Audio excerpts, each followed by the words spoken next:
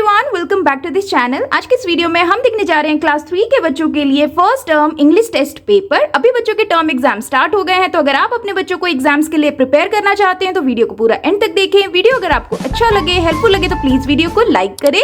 Channel पे अगर आप नए हैं तो सब्सक्राइब करके वीडियो अदर पेरेंट्स के साथ शेयर जरूर करें। So here's the first question. Write the word meaning of the given words and make a sentence for each. तो यहाँ पे बच्चों को कुछ वर्ड्स दिए गए हैं वोकैबुलरी से रिलेटेड, जिसमें बच्चों को जो वर्ड्स हैं उसके मीनिंग बच्चों को दिए गए जगह पे लिखना है और साथ ही हर एक वर्ड से बच्चों को एक एक सेंटेंस भी बनाना है। जैसे देखिए, पहला है स्केरसिटी। तो स्केरसिटी का मीनिंग क्या होता है? किसी चीज की कमी को हम स्केरसिटी कहते हैं, जिसको हम इंग्लिश में क्या कह सकते हैं? शॉर्टेज। तो meaning of scarcity is shortage. तो हम यहाँ लिख देंगे शॉर्टेज। अब शॉर्टेज यानी कि स्केरसिटी से रिलेटेड हमें एक सेंटेंस मेक करना है। जैसे क्या लिख सकते हैं आप? Water scarcity is a major issue in my society. इस तरह से बच्चे ने स्केरसिटी से रिलेटेड एक सेंटेंस मेक किया। उसी तरह से नेक्स्ट देखिए, यहाँ पे नेक्स्ट वर्ड है ग्लाइड। सो ग्लाइड का मीनिंग क्या होता है? To move smoothly. तो हम यहाँ लिख देंगे टू मूव स्मूथली। इस तरह से नाउ ग्लाइड से रिलेटेड हम एक सेंटेंस क्या मेक कर सकते हैं? जैसे कि my new pen just glides over the paper. इस तरह से नेक्स्ट है हम। सो हम्प वर्ड का मीनिंग क्या होता है? A large round hump. तो हम यहां लिख देंगे अ लार्ज राउंड लंप। तो इससे रिलेटेड हम एक सेंटेंस क्या बना सकते हैं? A camel has a large hump on its back. इस तरह से वेरी इजी। नेक्स्ट देखिए, डेयरिंग। डेयरिंग का मतलब क्या होता है? What is the meaning of daring? Bold और ब्रेव। हम यहां लिख देंगे बोल्ड और ब्रेव। इस तरह से अब इससे रिलेटेड हम एक सेंटेंस क्या बना सकते हैं? For example, Rohan is a dairying boy.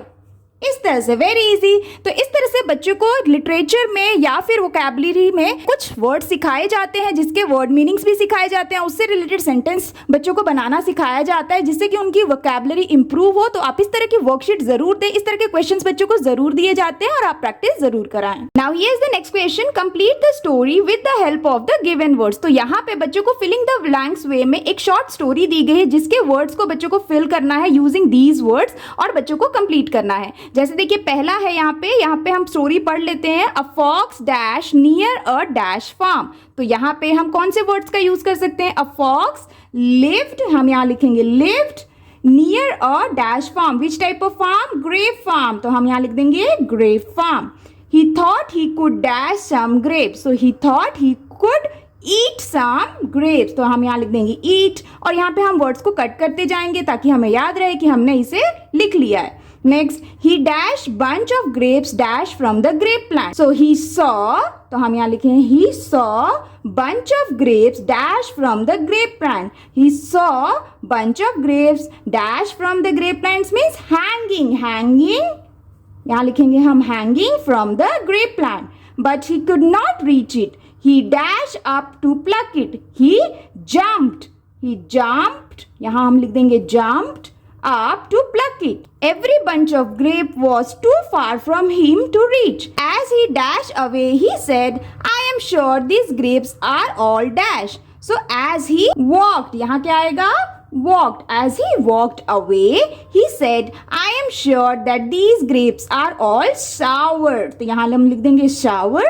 I don't dash them. I don't want them. तो यहाँ क्या आएगा? want. तो इस तरह से एक बहुत ही शॉर्ट स्टोरी दी गई है, जिसमें बच्चों को करेक्ट वर्ड को फिल करते हुए इसे कंप्लीट करना है। तो इस तरह के भी क्वेश्चंस बच्चों को दिए जाते हैं ताकि बच्चों की वोकैबुलरी इंप्रूव हो पाए। तो आप इस तरह से भी वर्कशीट बना के बच्चों की प्रैक्टिस जरूर कराएं। Now here is the next question. Complete the sentences with the opposite of the word in the box. तो यहाँ पे बच्चों को कुछ वर्ड्स दिए गए हैं और यहाँ पे कुछ सेंटेंसेस दिए गए हैं फिलिंग द ब्लैंक्स वे में। तो बच्चों को क्या करना है? इन सारे फिलिंग द ब्लैंक्स को दिए गए वर्ड्स जो यहाँ पे बॉक्सेस में में दिए गए हैं, इसके ऑपोजिट वर्ड्स को दिए गए ब्लैंक्स में लिखना है और कंप्लीट करना है। फॉर एग्जाम्पल पहला क्वेश्चन हम देखते हैं, it was so dash to see Mrs Radha in the market because she hardly goes out of her house. तो यहाँ पे कौन सा वर्ड आएगा? It was so usual, usual का ऑपोजिट बोला गया है, हमें लिखना है। तो यहाँ पे यूजुअल का ऑपोजिट क्या होता है?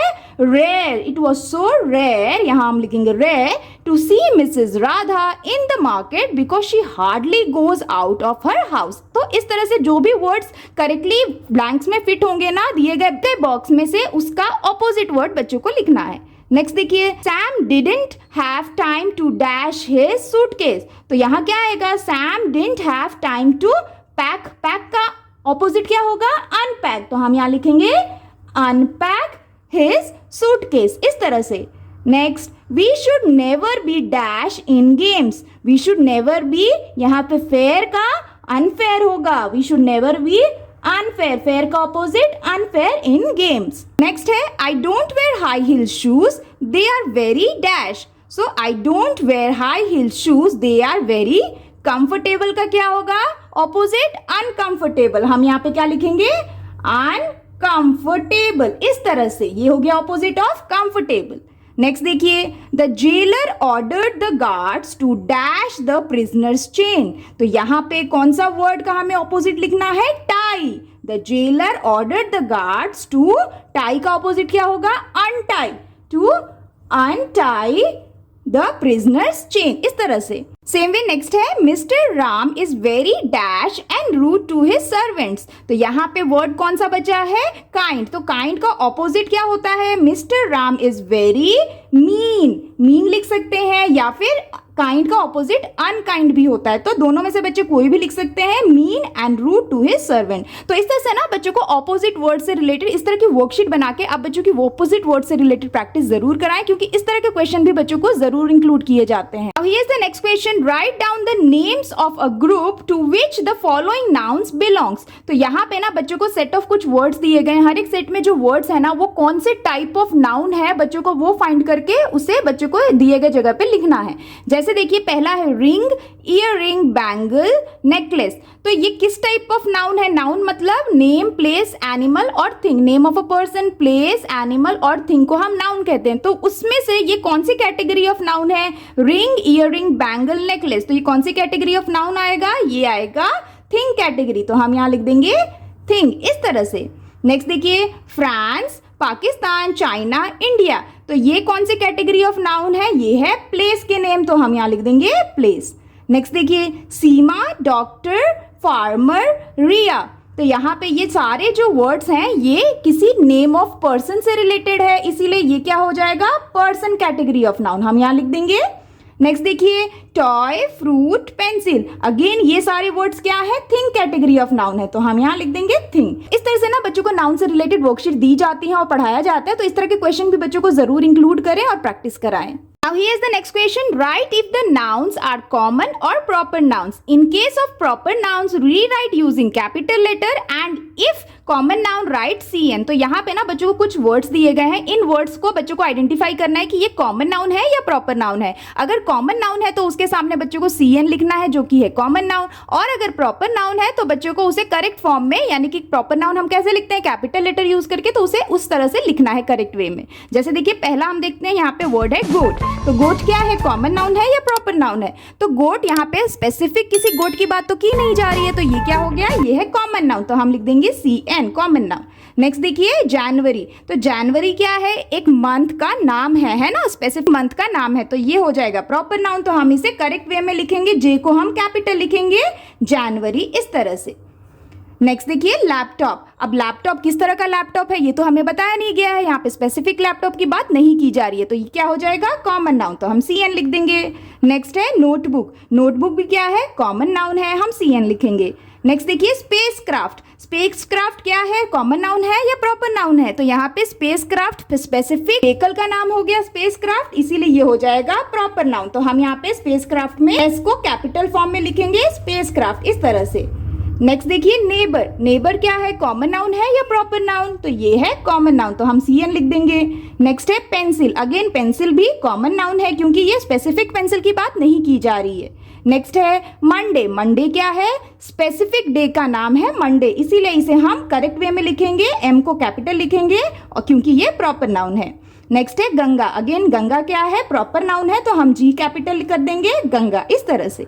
नेक्स्ट है मंथ, अब यहाँ पे कोई भी जनरल मंथ की बात की जा रही है तो ये है हमारा कॉमन नाउन, तो हम यहाँ लिखेंगे CN। तो इस तरह से बच्चों को आइडेंटिफाई करने के लिए कि पर्टिकुलर वर्ड कॉमन नाउन है या प्रॉपर नाउन, इस तरह की वर्कशीट बना के दें, क्योंकि इस तरह से रिलेटेड बच्चों को क्वेश्चन जरूर दिए जाते हैं, तो आप बच्चों की प्रैक्टिस जरूर कराएं। Now here is the next question, identify the highlighted part by ticking the correct option. यहाँ पे बच्चों को कुछ सेंटेंसेस दिए गए हैं, हर एक सेंटेंस में कुछ हाईलाइटेड पार्ट है जिसे बच्चों को आइडेंटिफाई करना है कि वो दिए गए ऑप्शन में से क्या है और अकॉर्डिंगली बच्चों को उसे टिक करना है। जैसे देखिए पहला है Manu learned archery horse riding and sword fighting, तो इस पूरे सेंटेंस में हाईलाइटेड पार्ट है learned archery horse riding and sword fighting. तो ये कौन से पार्ट ऑफ सेंटेंस है, सब्जेक्ट है, प्रेडिकेट है या नन है? So learned archery horse riding and sword fighting, ये सब्जेक्ट के साथ क्या हो रहा है इसके बारे में बताया जा रहा है, इसीलिए ये क्या है, प्रेडिकेट है। So B option is the correct answer.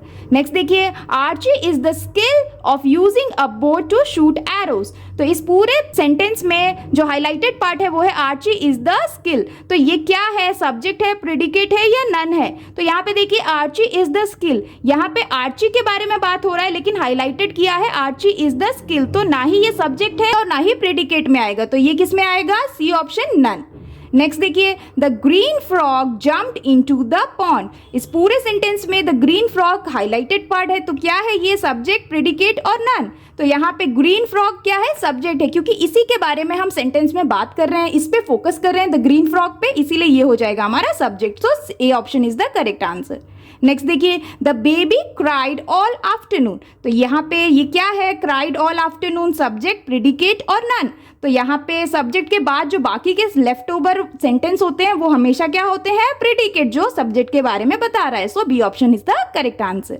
Next देखिए Priya does not have an elder brother, तो does not have an elder brother क्या है, सब्जेक्ट, प्रेडिकेट और none? So does not have an elder brother is a predicate, so B option is the correct answer. तो इस तरह से बच्चों को subject and predicate part of sentences समझाया जाता है, आप इस तरह से वर्कशीट बना के बच्चों की प्रैक्टिस जरूर कराएं। Here is the next question, right the missing vowels in the following words using the given clues, तो यहाँ पे बच्चों को कुछ वर्ड्स दिए गए हैं फिलिंग द ब्लैंक्स वे में, जिसके लेटर को बच्चों को फिल करना है यूजिंग द गिवन क्लूज। तो यहाँ पे जैसे पहला क्लू है स्लाइस ऑफ ब्रेड, तो स्लाइस ऑफ ब्रेड को हम क्या कहते हैं, उसे हम कहते हैं टोस्ट, तो यहाँ पे जो वर्ड आएगा वो आएगा TOAST टोस्ट, जिसमें से O और A वावल हो गए, तो इस तरह से ये वर्ड कंप्लीट होता है। नेक्स्ट देखिए यहाँ पे जो वर्ड है ये कौन सा वर्ड है, यहाँ पे क्लू दिया है place of worship, so place of worship में क्या आएगा, यहाँ पे टेम्पल, TEMPLE, इस तरह से टेम्पल।